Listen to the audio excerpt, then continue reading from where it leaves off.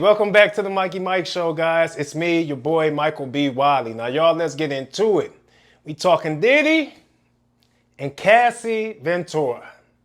I hope I said her last name right.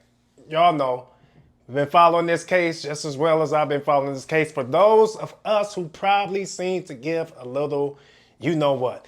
And y'all, the prosecutors, in my opinion, is not doing very good on making this case seem like that it is a sex trafficking case or racketeering case or whatever else is following. There's a lot that's followed behind this case, allegedly.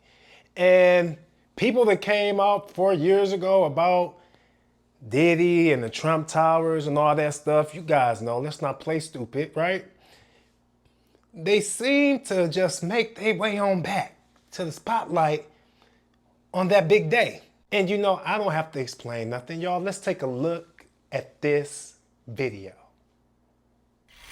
Prosecutors called freak-offs or Wild King nights.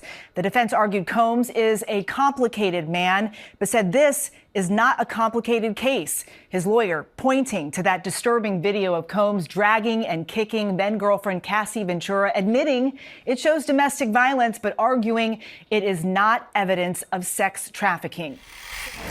And we go on the scene to New York, where we are now in day 9 of the Sean Diddy Combs trial. Today's big name in court is Kid Cudi. Scripps News national correspondent Alex Miller is live outside that Manhattan courthouse. And Alex, you've been talking about the potential role that Kid Cudi could be playing into this case. We know you've heard his name a number of times. What did he add to the prosecution's case today? You know, it remains to be seen how much he really did end up adding. He was only on the stand for about an hour and a half wearing a leather jacket and a pair of jeans.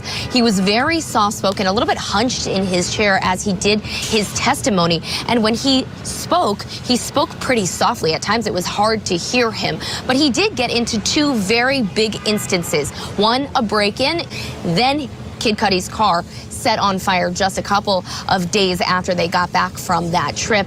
But there were 2 really big zingers that the defense got in. I want to just read them to you. One of them saying Cassie was living 2 different lives that neither man knew about. And Kid Cudi answered, true. Then he said, the person who played you is the same person who played Sean, Miss Ventura. And then Cudi had to reply, true. So they painted the defense this picture of both men essentially being 2-timed by Cassie Ventura. It'll be interesting to see